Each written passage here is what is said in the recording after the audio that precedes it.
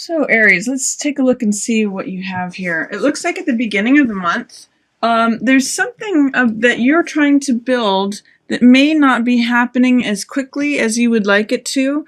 This is the Three of Coins, and it represents a builder, someone who's building something, working on a project. Sometimes it can even mean collaborative works between groups of people or you and others.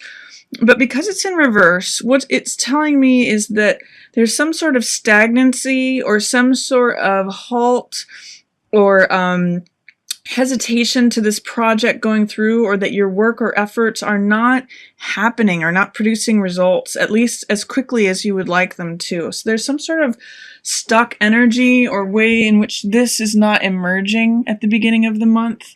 You may have been working on a project for a while that just can't seem to get a footing, or you may be running into red tape.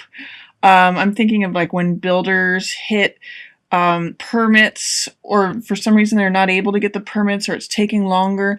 Just know that, you can keep chipping away at things, but it's just a little difficult time for that. It's just not coming through as quickly as you would like it to. And part of the reason is related to the Seven of Cups card.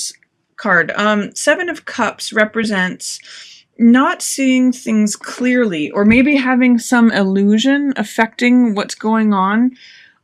You'll see in each of these cups there's options of something to be chosen, and there's a lot of this cloudy, hazy energy.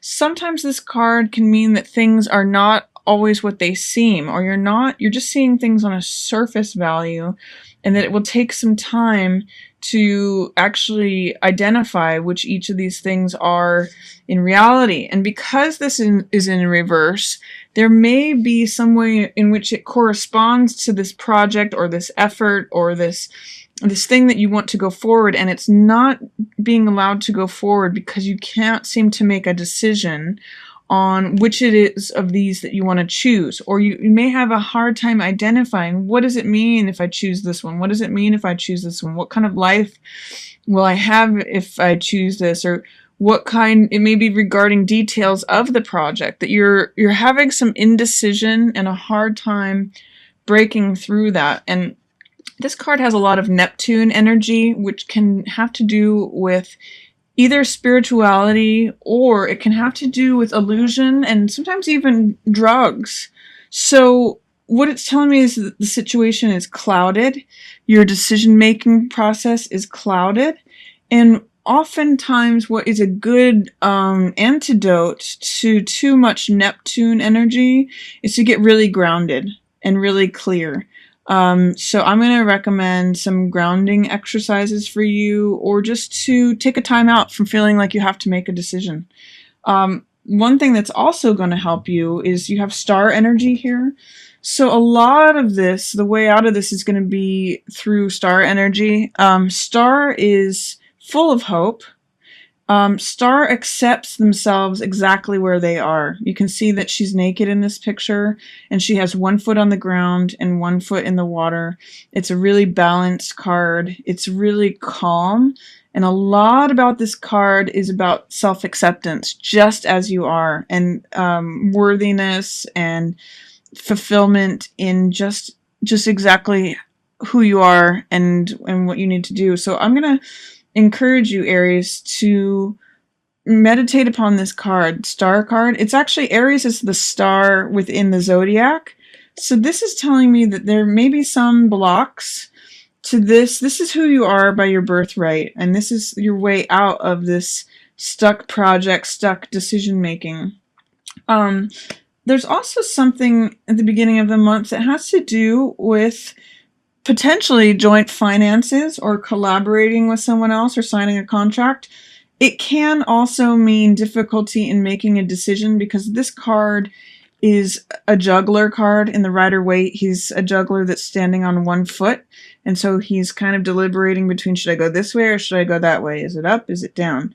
So I'm going to say that you're really experiencing a lot of indecision with these two cards present. And the way to get centered, what's in the center of those two cards, is the star energy.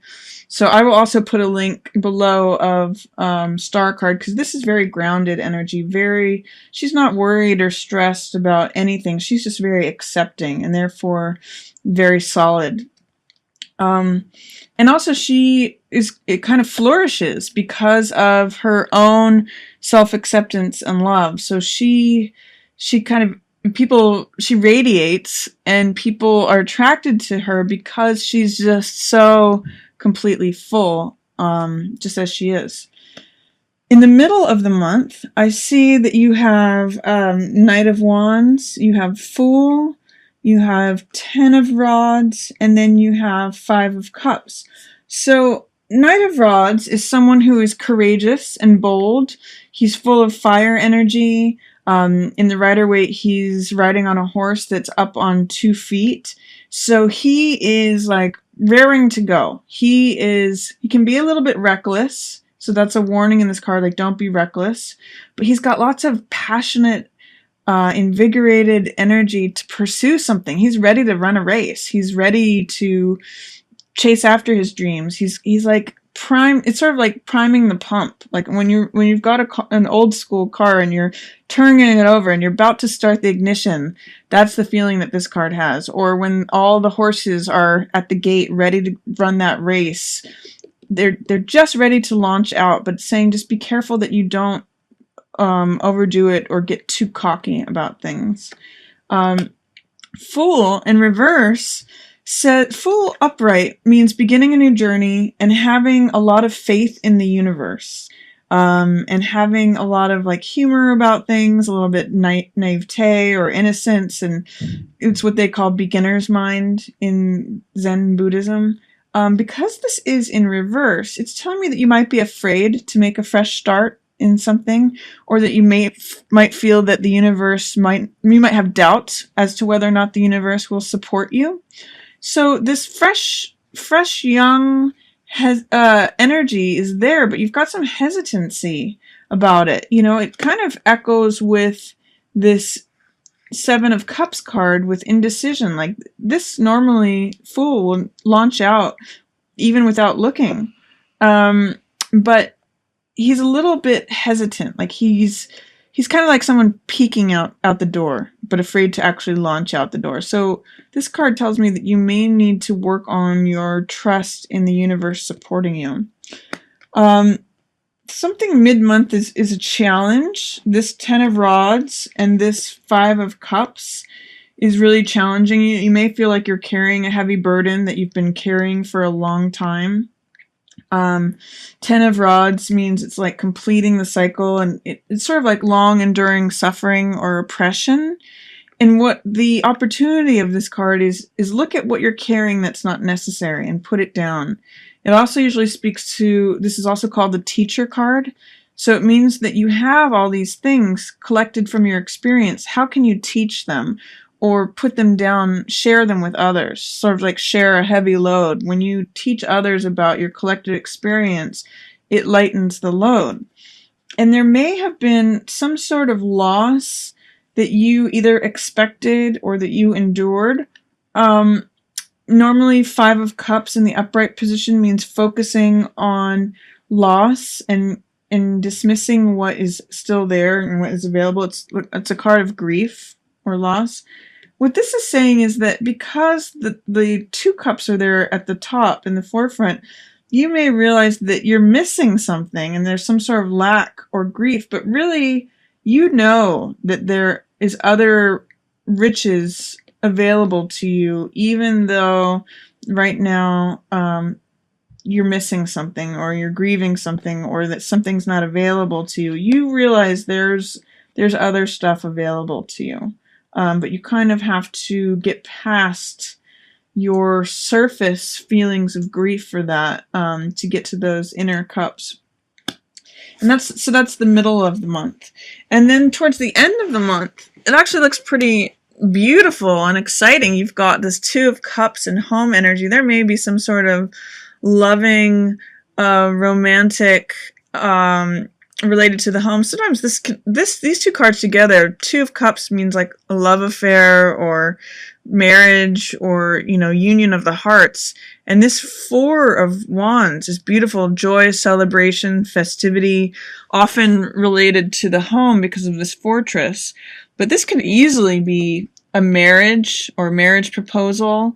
This is delight in the home and celebrating some sort of wonderful event. You know, this could even be the birth of a child or buying a new home together, or it's definitely optimistic. It's definitely open. It's definitely, there's a lot of love and stability here. And it's very different, for example, from this card, which is a card of burden and oppression. At the end of the month, you can look forward to some love and sweetness and maybe even connection with someone in your home, whether it's a spouse or a partner, or if you bring a new love into your house, like, you know, perhaps a new pet. There's definitely that kind of loving energy in the home happening and stability of that.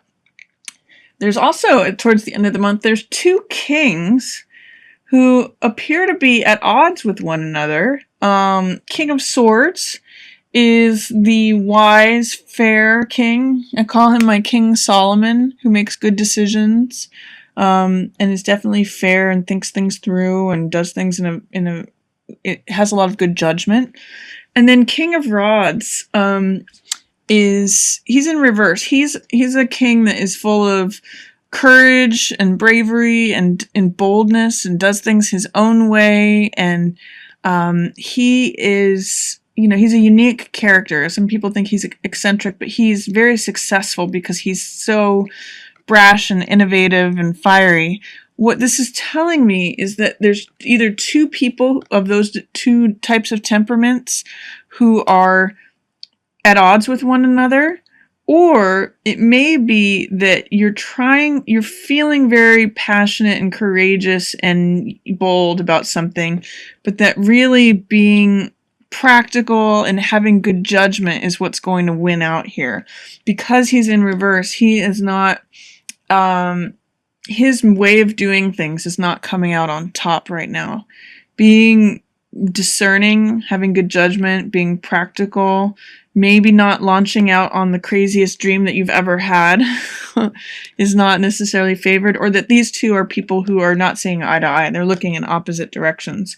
So what that's telling me is that you need to either embody or follow the person who's being practical, the person who's being wise, the person who's being fair, and maybe tone down this fiery energy. Pay attention to the mental side of things rather than the fiery, passionate, enigmatic, bold side of things, because right now he's in reverse.